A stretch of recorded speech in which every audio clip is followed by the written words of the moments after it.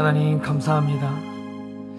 하나님, 우리의 마음 가운데 메말라 있는 하나님 모든 영역 가운데 예수 이름을 믿음으로 고백함으로 우리의 삶이 조금 더 예수님 믿는, 예수님 신뢰하는, 예수님 의지하는 삶이 되게 하여 주옵소서. 하나님, 이 시간 우리가 나아갑니다. 하나님, 예배 가운데 성령으로 운행하시고 하나님, 오늘 말씀을 들을 때 하나님의 말씀으로 받게 하시고 우리의 그 말씀이 우리의 삶을 인도하는 것을 우리가 믿으며 신뢰하며 나아가는 지금 이 시간 되게 하여 주옵소서. 하나님, 부족한 종의 입술을 붙들어 주셔서 하나님의 말씀만을 선포하게 하시고 하나님, 이 시간 온전히 주님이 받으시는 예배 되게 하여 주시옵소서. 예수 그리스도 이름으로 감사하며 기도드립니다. 아멘. 할렐루야. 감사합니다. 함께 이렇게 예배 드릴 수 있음이 얼마나 감사인지 모르겠습니다. 참 방금 찬양을 부르면서 마음이 너무 뭉클했습니다. 아, 그렇지.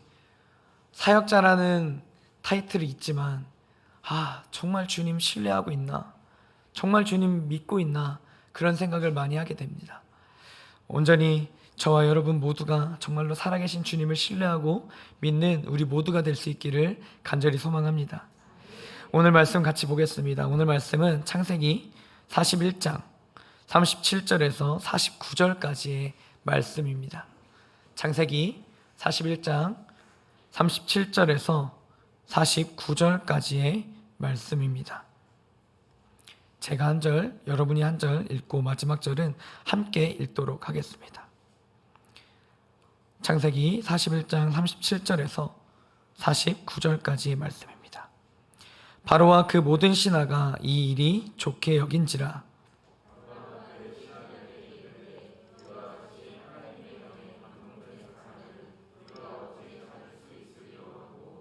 요셉에게 이르되 하나님이 이 모든 것을 내게 보이셨으니 너와 같이 명철하고 지혜 있는 자가 없도다.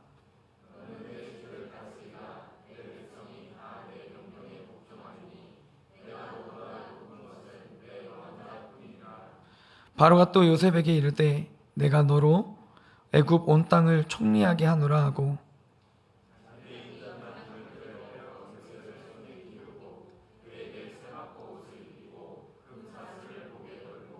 자기에게 있는 버금술에 그를 태우매 무리가 그의 앞에서 소리 지르기를 엎드리라 하더라.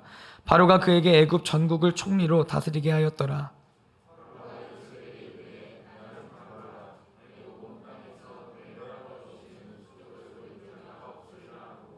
그가 요셉의 이름을 사브네 바네아라 하고 또 온의 제사장 보디베라의 딸 아스낫을 그에게 주어 아내로 삼게 하니라. 요셉이 나가 애굽 온 땅을 순찰하니라.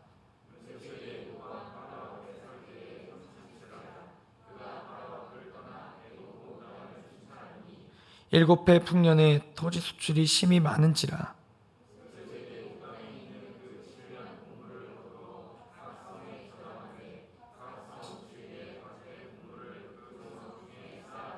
함께 읽겠습니다. 저장한 곡식이 바다 모래같이 심이 많아 세기를 그쳤으니 그 수가 한이 없음이었더라. 아멘. 오늘 말씀은 그가 높이시리라는 제목으로 여러분과 함께 하나님 말씀을 나누기를 원합니다. 우리가 창세기 말씀을 사실 많이 알고 있는 말씀입니다. 아브라함도 그렇고요, 이삭도 그렇고요, 야곱도 그렇고 오늘 말씀에 등장하는 요셉도 참 우리 여러분이 신앙생활하면서 많이 접하게 되는 성경 인물 중에 한 사람일 것입니다. 참 신기한 것은 그렇게 일부러 맞추려고 한 게 아닌데 큐티 본문도 창세기이고 제가 우리 청소년부 아이들과 요즘 함께 나누고 있는 말씀도 창세기이고 우리 유치부 아이들과 나누고 있는 말씀도 창세기입니다. 그래서 본의 아니게 창세기를 참 많이 묵상하고 있습니다. 창세기를 묵상하면 묵상할수록 하나님의 구원 계획이라는 이 키워드가 참 가슴에 많이 남게 됩니다.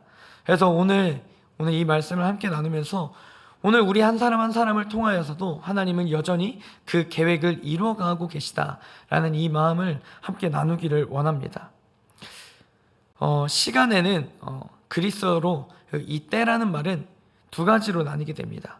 크로노스와 카이로스로 나뉜다는 것을 여러분 한 번쯤은 들어보셨을 겁니다. 쉽게 이야기하면 크로노스는 자연적인 시간, 지금 우리가 살아가고 있는 이 시간을 의미합니다. 카이로스는 특별한 사건이 일어나는 기회, 즉 하나님의 시간을 의미합니다. 우리 모두는 똑같은 시간을 살아가지만 동시에 하나님의 시간을 함께 살아가고 있습니다. 우리는 인지하지 못하고 있을 때, 우리는 알지 못할 그때에 여전히 하나님은 성령으로 운행하고 계시고 우리 가운데 역사하고 계심을 함께 믿으며 우리 나아가는 저와 여러분 되기를 소망합니다. 오늘 말씀에 이 요셉의 이야기를 함께 보면서도 하나님의 때는 어떻게 진행되고 있는가를 함께 나눠볼 건데요. 요셉은 참 보면서 묵상하면서 너무 억울하다라는 생각을 많이 합니다. 그런데 참 신기한 것은 성경을 보게 되면은 요셉은 그 어느 한 구절도 하나님을 향하여 원망하는 그런 구절이 없습니다. 우리 모두도 한번 점검해 보시길 바랍니다. 아, 나는 하나님 앞에 살아갈 때 하나님을 원망한 적은 없는가? 하나님께 조금 힘들다고, 조금 어렵다고 투정 부리고 있는 그런 연약한 나의 모습은 없는가? 한번 돌아보게 됩니다. 뭐 그렇다고 그런 투정 부리고 원망하는 모습이 무조건 죄인이다라고 할 수는 없지만요, 정말 우리가 신실하게 하나님을 믿고 있는가를 점검해 보시기를 바랍니다. 오늘 요셉을 보면서 저 또한 회개가 많이 일어났습니다. 요셉이 거쳐가는 그 모든 환경 가운데 내가 과연 그 자리에 있었다면 나는 하나님을 힘있게 의지할 수 있었을까라는 질문을 던져보게 됩니다. 요셉은 특별히 꿈을 꾸는 자였습니다. 꿈을 꿔서 어찌나 꿈을 잘 꿨는지 꿈에 대한 내용들을 그렇게 잘 풀어내가면은 사람들은 좀 이제 형들이나 아버지는 와 대단한데 이렇게 말할 법도 한데 듣고 나서는 참 시기와 질투가 올라오는 형들의 모습을 볼 수 있습니다. 요셉도 좀 눈치껏 이야기하면 되는데 그리고 곧이곧대로 100% 하나님 보여주시는 대로 다 말하기 때문에 형들에게 시기와 질투를 많이 사는 모습을 보게 됩니다. 그래서 막내 요셉을 어찌할까 의논하던 형들은 오늘 성경을 보면은 이전에 37장부터 내용을 보게 되면 미디안 상인들에게 동생을 팔게 되는 이야기가 나오고 있습니다. 참 성경에는 우리 머리로는 이해할 수 없는 사건들이 많이 일어나죠. 어떻게 동생을 팔 수 있을까 이런 생각을 하는데 그것도 그건데 요셉은 그렇게 팔렸는데도 어찌 그렇게 억울한 내색을 한 번 하지 않을까 참 신기할 따름입니다. 그래서 요셉은 은 20에 미디안 상인의 손에 팔리게 됩니다. 여기서부터 요셉의 순환 시대는 시작되게 됩니다. 그렇게 팔리고 나서 갔는데 또 바로의 친위 대장 보디발 집에 팔려가게 됩니다. 그렇게 팔려가게 되는데 거기서 또 그 집에 살림을 도맡아 하게 되는데 어찌나 억울했을까요? 그런데 억울한 내색 한 번 하지 않고 또 거기서 성실히 일을 하게 됩니다. 또 하나님의 은혜로 열심히 그 자리에서도 성실히 살아가게 되는데 보디발이 그것을 좋게 여깁니다. 그래서 그 요셉을 가정총무로 삼게 됩니다. 하나님은 그 자리 가운데서도 요셉을 계속해서 푸른 풀밭으로 인도하시는 그 작은 손길을 우리는 볼 수 있습니다. 성경을 보게 되면 창세기 39장 6절 하반절에는 성경은 요셉의 그 외모가 뛰어나다고 이야기를 하고 있습니다. 용모가 빼어나고 아름다웠다고 이야기하고 있습니다. 그래서 그런지 보디발의 아내가 이 요셉에게 흑심을 품게 됩니다. 한번 같이 동침하자고 이렇게 꾀를 부려서 불러드립니다. 그런데 요셉은 호락호락하지 않았습니다. 하나님을 힘있게 의지했던 요셉은 어찌 하나님께 내가 죄를 지으리까 하면서 담대하게 자신의 신앙, 자신의 믿음을 보이는 모습을 보게 됩니다. 이 모습이 정말 우리가 잘 알고 있는 코람데오라고 하는 하나님 앞에서라는 그 신앙의 모습을 우리가 배우게 됩니다. 이 아내가 보디발의 아내가 머쓱했는지 화가 났는지 정말 거짓말로 저 사람이 히브리인의 종이 나를 음해하려고 했다, 나를 겁탈하려고 했다라고 거짓말을 하게 됩니다. 그런데도 요셉은 성경을 보게 되면 자신이 억울하게 그렇게 항변하는 이야기가 나오지 않고 바로 감옥으로 끌려가게 됩니다. 어떤 원망도 한마디도 하지 않았죠. 감옥에 가서도 하나님의 은혜로 간수장을 만나게 되는데 그 간수장이 요셉에게 그 모든 죄인들을 관리하게 다 맡깁니다. 참 신기한 일이죠. 그렇게 가정총무로 세운 것도 모자라서 감옥에 가게 됐는데 거기서도 간수장의 마음에 들어서 간수장이 그 요셉에게 일을 맡기게 된 것이죠. 그곳에서 왕을 노하게 한 그 두 사람을 만나게 되는데 술 맡은 관원장과 떡 맡은 관원장을 만나게 됩니다. 요셉이 감옥에 있을 때 또 요셉의 특기로 그들에게 꿈을 해석해 줍니다. 꿈을 해석해 주는데 역시나 또 잘 해석해 주죠. 잘 해석한 나머지 그들이 요셉을 좋게 여깁니다. 그런데 사람이 참 신기한 게 감사한 거는 정말 조금밖에 안 갑니다. 누구를 미워하고 원망하고 질투하는 마음들은 어찌나 그렇게 오래 가든지 우리에게 앙금이 남는데 감사한 일은 그때뿐이고 왜 금방 잊혀지는지 참 신기합니다. 사랑하는 여러분, 저와 여러분은 그 감사를 날마다 잊지 않기를 바랍니다.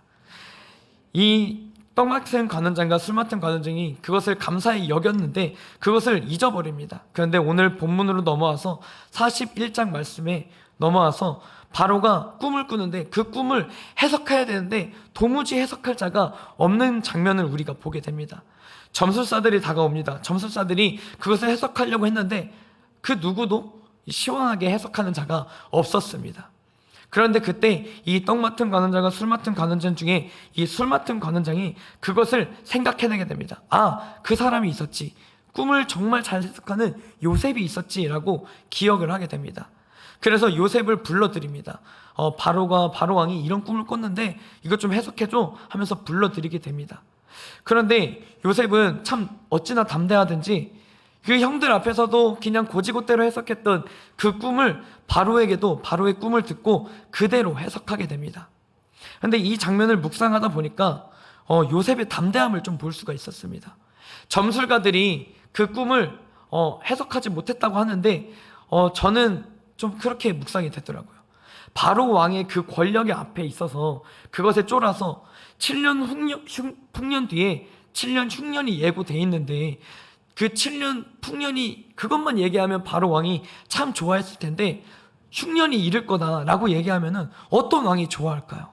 그런데 아마 이 점술가들은 그것을 얘기하게 되면은 혹시나 자기 목이 날아가지 않을까 쫄지 않았을까요? 그런데 요셉은 그것을 두려워하지 않았습니다. 사람을 두려워하는 게 아니라 하나님 앞에 하나님을 경외하는 마음이 있었기에 그걸 100% 하나님 주신 마음으로 담대하게 얘기할 수 있지 않았을까요? 그래서 7년 풍년 뒤에 7년 흉년이 있을 것이다 라고 담대하게 그 꿈을 해석해주고 그 뒤에 지혜를 가지고 지혜롭게 그 뒤에는 어떻게 처리해야 되는지를 잘 이야기해 줍니다. 그럴 때는 오늘 본문 말씀에 이렇게 이야기를 하죠. 이와 같이 하나님의 영에 감동된 사람을 우리가 어찌 찾을 수 있으리요? 라고 이야기를 합니다. 바로 왕도 요셉을 인정하게 됩니다. 그렇게 하고 바로 자신의 인장 반지와 세마포 옷, 금 목걸이를 주고 수레를 태워주며 요셉을 애굽의 총리로 세워주게 됩니다. 그런데 오늘 여기까지 이야기를 보면은 많은 사람들은 요셉이 총리가 된 것에만 주목할 수 있습니다. 요셉이 그렇게 하나님을 의지했더니 총리가 되었대. 와, 애굽의 총리로 세워졌대. 이렇게만 볼 수 있을 것입니다. 그러나 우리는 더 깊이 한번 봐야 될 줄 믿습니다. 총리가 되었다라면 우리도 똑같이 어떤 높은 자리, 그냥 막연하게 높은 자리에 세워졌다. 하나님 잘 믿었더니 성공했다. 이렇게만 비춰줄 수 있을 것입니다. 하나님, 그러나 우리는 그것이 아니라 정말로 더 깊이 한번 보기를 원하는데요. 45장으로 잠깐 넘어가기를 원합니다. 45장 5절에서 8절까지의 말씀을 잠깐 보기를 원하는데요. 제가 읽어드리겠습니다. 형들을 만나는 장면입니다. 형들을 다시 만나는 장면인데, 당신들이 나를 이곳에서 팔았다고 해서 근심하지 마소서, 한탄하지 마소서. 하나님이 생명을 구원하시려고 나를 당신들보다 먼저 보내셨나이다. 이 땅에 2년 동안 흉년이 들었으나 아직 5년은 밭갈이도 못하고 추수도 못할지라. 하나님이 큰 구원으로 당신들의 생명을 보존하고 당신들의 후손을 세상에 두시려고 나를 당신들보다 먼저 보내셨나니, 그런즉 나를 이리로 보낸 이는 당신들이 아니오 하나님이시라. 하나님이 나를 바로에게 아버지로 삼으시고 그 온 집의 주로 삼으시며 애굽 온 땅의 통치자로 삼으셨나이다. 아멘. 이 말씀을 보게 되면요, 요셉의 마음을 엿볼 수 있습니다. 요셉이 이제 애굽의 총리가 되었습니다. 애굽의 총리가 된 그 자리에서 내가 그렇게 고생했더니 이 자리까지 왔다, 이런 마음을 먹은 게 아니었습니다. 오늘 45장의 말씀을 잠깐 보면은 요셉은 철저히 하나님 뜻 가운데 걸어왔음을 고백하고 있습니다. 나를 이리로 보낸 것은, 형들에게 말합니다, 당신들이 아니다. 나를 이리로 보낸 분은 하나님이다 라고 이야기를 하고 있습니다. 사랑하는 여러분, 오늘 이 믿음이 저와 여러분 가운데 있기를 간절히 원합니다. 정말로 우리가 때때로는 그냥 누군가에 밀려서, 아니면은 우연찮게, 아니면은 그냥 때에 맞춰서 거기를 갔다고 생각할 수는 있을 겁니다. 이 자리에 있을 거라고 생각할 수는 있을 겁니다. 하지만 확실한 것은 하나님의 때에 하나님이 부르셨고, 하나님이 맺어주셨고, 하나님이 만나게 하셨다라는 그 믿음이 오늘 우리에게 있기를 원합니다. 요셉에게는 그런 믿음이 있었습니다. 요셉은 그래서 애굽의 총리가 되었을 때도 교만하지 않았습니다. 우쭐대지 않았습니다. 형들을 다시 만났을 때 이렇게 고백한 이 고백을 엿봤을 때 요셉은 자신이 고생한 것을 생색내지 않았습니다. 하나님 드디어 이렇게 해주셨군요, 이렇게 고백하지 않았습니다. 나를 이곳에 보낸 분은 하나님이십니다. 애굽의 총리로 세웠다고 요셉은 말하지 않습니다. 이곳에 보내신 분, 그런 직분과 어떤 자리를 보는 게 아니라 지금 이 자리에 임하시는 그 하나님의 손길을 주목했던 것입니다. 사랑하는 여러분, 오늘 세종교회에 함께 모인 우리 모두는 하나님이 보내셔서 하나님이 만나게 하신 줄 믿습니다. 하나님이 만나게 하셔서 하나님의 은혜 가운데 지금도 우리가 예배하고 있고 살아가고 있는 줄 믿습니다. 8절 말씀처럼 그런즉 나를 이리로 보낸 이는 그 누구도 아니고 당신들이 아니요 하나님이시라. 세종교회에 보낸 분은, 세종교회에 만나게 하신 분, 세종교회에서 함께 예배하게 하신 분은 하나님이시라. 그렇게 고백할 수 있는 저와 여러분 될 수 있기를 간절히 소원합니다. 요셉의 이야기를 보면은 몇 가지 교훈을 우리가 얻을 수 있습니다. 3가지로 좀 정리해 볼 수 있을 것 같은데요. 첫째는 자녀 교육에 대한 영역입니다. 요셉이 그냥 그렇게 살아갔다면 이런 믿음을 가진 사람이 될 수 있었을까요? 저는 그렇게 보지 않았습니다. 요셉은 아버지 야곱을 통해서 그렇게 정말로 신앙 교육을 철저하게 받지 않았을까요? 아버지가 믿었던 하나님을 잘 보았기 때문에, 그 신앙 교육을 어려서부터 철저히 받았기 때문에 정말로 하나님을 잘 믿었고 지금 그 자리까지 올 수 있지 않았을까요? 사랑하는 여러분, 우리가 다음 세대를 한번 생각해 보기를 원합니다. 다음 세대를 생각하면은 참 마음이 아픕니다. 특히나 오늘 아침에 뉴스를 봤을 때 이태원 사건을 보게 됩니다. 이태원 그 할로윈 그 축제를 하느라 정말 많은 10대, 20대 친구들을 죽어가고 있는 것을 바라봅니다. 정말 그 귀신의 축제 가운데 참여했던 그 청년들이 죄송합니다. 그 청년들이 아무것도 모르고 세상에 휩쓸려서 살아가다가 죽음을 맞이하게 됩니다. 하나님을 열심히 믿다가 천국에 이르는 길을 가는 게 아니라 그 귀신의 축제에 참여했다가 죽음을 맞이하게 됩니다. 너무 가슴이 아팠습니다. 너무 가슴이 아팠습니다. 진짜 하나님 잘 믿고 예수 믿고 구원에 이르는 길에 가도 너무나도 그렇게 됐으면 좋겠는데, 많은 친구들이, 많은 청년들이 예수님을 알지 못하고 그냥 시대 가운데 휩쓸려서 살아갑니다. 요즘 많은 문화와 콘텐츠들이 시대가 발달해서, 과학이 발달해서 하나님보다 높아진 것들이 너무 많이 있습니다. 하나님보다 좋아하는 것들이 너무 많이 생겨났습니다. 그것들 때문에 다음 세대들이 하나님을 사랑하기보다 세상을 사랑하는 것들이 너무나도 많이 있습니다. 참 보면 마음이 안타깝습니다. 그래서 정말 이 다음 세대를 생각하면은 기도밖에 안 나옵니다. 기도밖에. 하나님 저들의 영혼을 살려주옵소서. 사랑하는 여러분, 우리가 다음 세대를 생각할 때 그냥 남들과 똑같이 정말 성공하는 인생으로 키워내는 게 아니라 정말로 믿음의 사람으로, 정말 내 자식이 아니라 하나님 자식이라고 여기며 그렇게 키워내고 양육하는 저와 여러분 될 수 있기를 간절히 원합니다. 그렇게 기도할 때 자녀의 성공이 높은 자리에 가고 번지르르한 삶이 아니라 하나님 앞에 살아가는 인생이 될 수 있도록 기도할 수 있는 정말 세종교회 모든 부모님들이 될 수 있기를 간절히 소망합니다. 둘째는 하나님이 인정하는 사람이라는 것입니다. 바로도 요셉을 보며 얘기했습니다. 하나님의 영에 감동된 사람을 어찌 찾을 수 있겠냐라고 이야기를 합니다. 예수께서 그랬듯이 진리를 따라가는 삶은 언제나 옳습니다. 누가복음 2장 52절에도 보면은 예수는 지혜와 키가 자라가며 하나님과 사람에게 더욱 사랑스러워 가더라. 정말 예수님도 진리를 붙들고 살았던 그런 인생을 살았기에 정말 하나님께만 인정받는 게 아니라 사람에게도 사랑받았습니다. 사랑은 여러분, 사람의 눈치를 보느라 하나님의 시선을 외면하지는 않는지요. 많은 친구들, 많은 어른들, 많은 우리 모두가 예수님을 믿는다고 말하지만 사람의 눈치를 보고 있지는 않는지요. 사랑하는 여러분, 우리 모두는 하나님의 눈치를 보는 저와 여러분 되기를 바랍니다. 하나님만을 경외하는 저와 여러분들 되기를 원합니다. 그럴 때 우리가 정말 예수님 믿고 잘 살 때 예수 믿는 사람은 뭐가 다르구나, 교회 다니는 사람은 뭐가 다르구나 라는 것들을 우리가 삶으로 보이고 정말 삶으로 그리스도께 영광 올려드릴 수 있는 저와 여러분 다 될 수 있기를 바랍니다. 마지막 세 번째는 하나님께서 하셨다는 믿음입니다. 정말 나를 이곳에 보낸 분은 하나님이십니다. 이 믿음이 저와 여러분 가운데 있기를 원하는데요, 그 고백은 여태까지 정말 요셉 가운데 겪은 그 고난, 모든 상황 가운데 하나님이 일하셨다라는 것을 정말 강력하게 믿고 신뢰한 그 요셉의 모습을 볼 수 있습니다. 결국 하나님은 요셉을 통해 이스라엘을 애굽으로 모이게 하신 것이죠. 그리고 그 이후에 우리가 출애굽기를 보게 되면요, 모세라는 한 사람을 세우셨고 하나님은 그 애굽 땅 가운데 있는 모든 우상들을 갖가지 재앙으로 다 쓸어버리셨고 결국에는 이스라엘을 그 죄악에서 건지시는 모습을 볼 수 있는 것입니다. 그 이스라엘을 구원하는 그 하나님의 큰 그림, 큰 구원 계획 가운데 오늘 요셉은 하나님의 방법대로 하나님의 때에 맞게 사용된 것이죠. 결론적으로 죄악을 완전히 뿌리 뽑고 다시 애굽을 바라보지 않도록 훈련하기 위한 하나님의 그림이었습니다.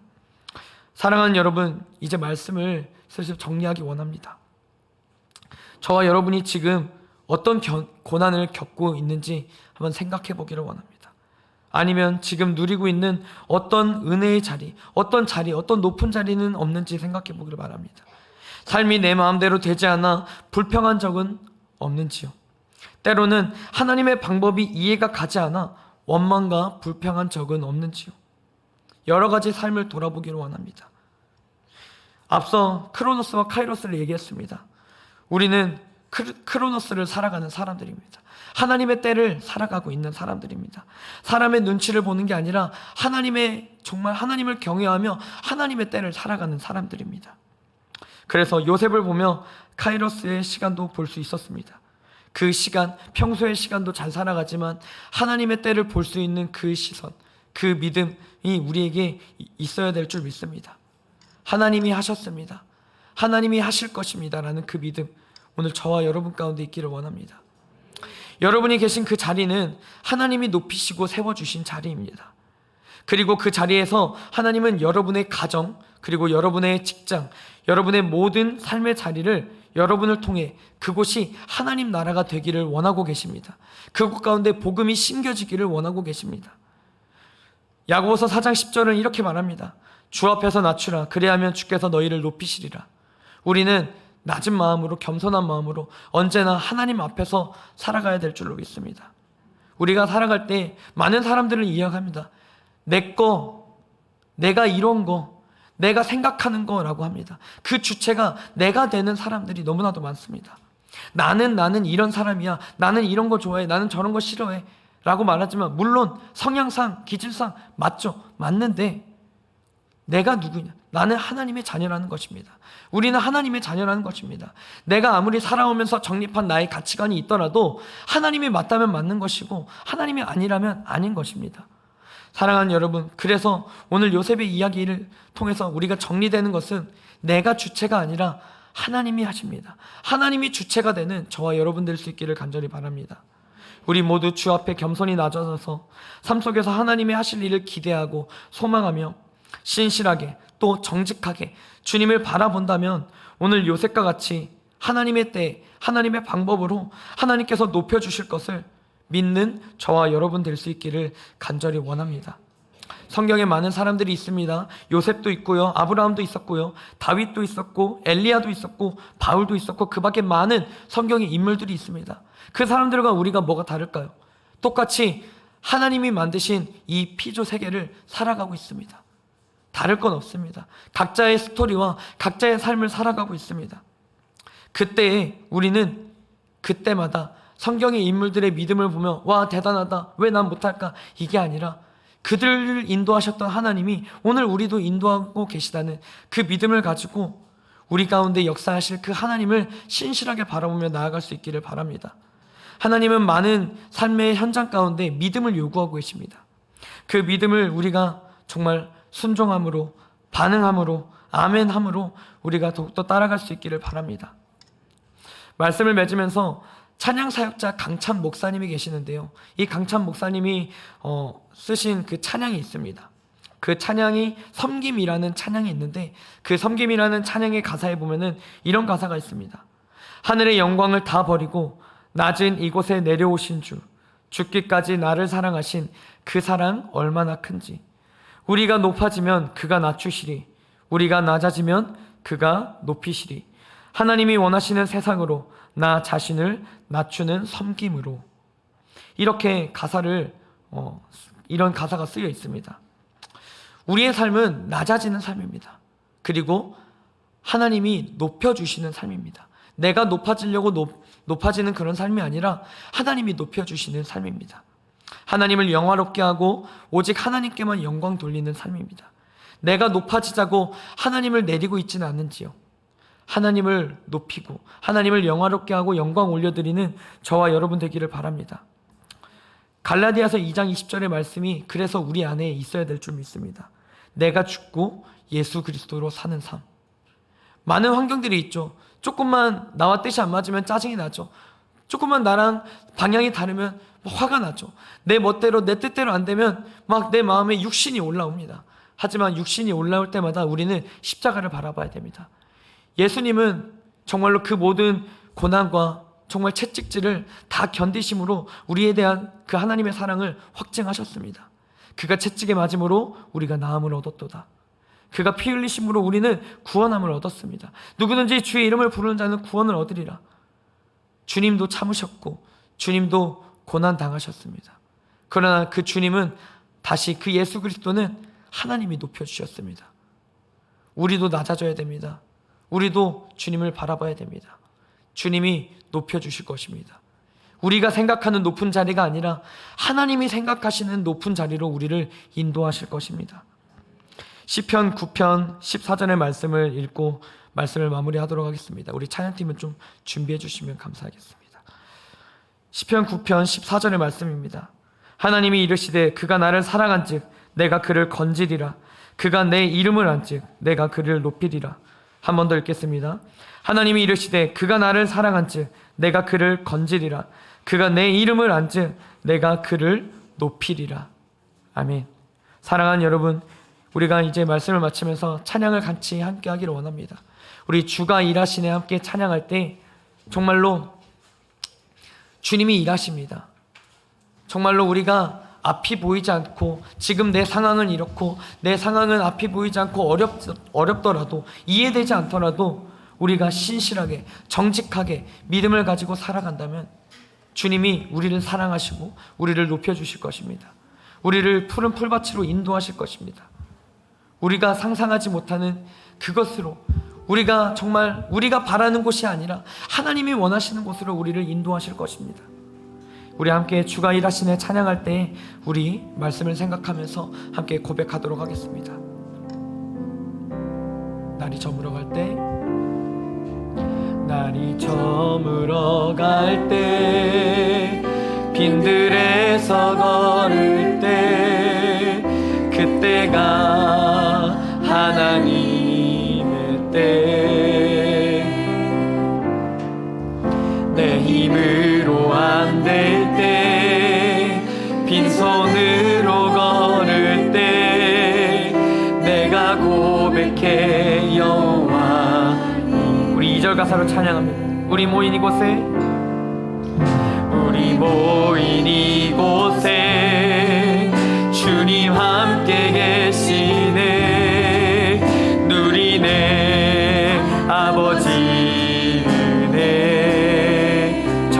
떡과 물고기, 적은 떡과 물고기, 내 모든 걸 드릴 때 내가 고백해 여호와 주가 일하시네, 주가 일하시네, 주가 일하시네. 주께 아끼지 않는 자에게 주가 일하시네, 주가 일하시네. 신뢰하며 걷는 자의 주가 일하시네, 주가 일하시네, 주가 일하시네. 주께 아끼지 않는 자에게 주가 일하시네, 주가 일하시네. 신뢰하며 걷는 자. 우리 한번 더 찬양합니다. 우리 모인 이곳에, 우리 모인 이곳 주님 함께 하십니다. 주님 함께 계시네, 누리네 아버지네. 적은 떡과 물고기, 적은 떡과 물고기, 내 모든 걸 드릴 때 모두 고백해 여호와 주가 일하시네, 주가 일하시네, 주가 일하시네. 주께 아끼지 않는 자에게 주가 일하시네, 주가 일하시네. 신뢰하며 걷는 자. 주가 일하시네, 주가 일하시네, 주가 일하시네.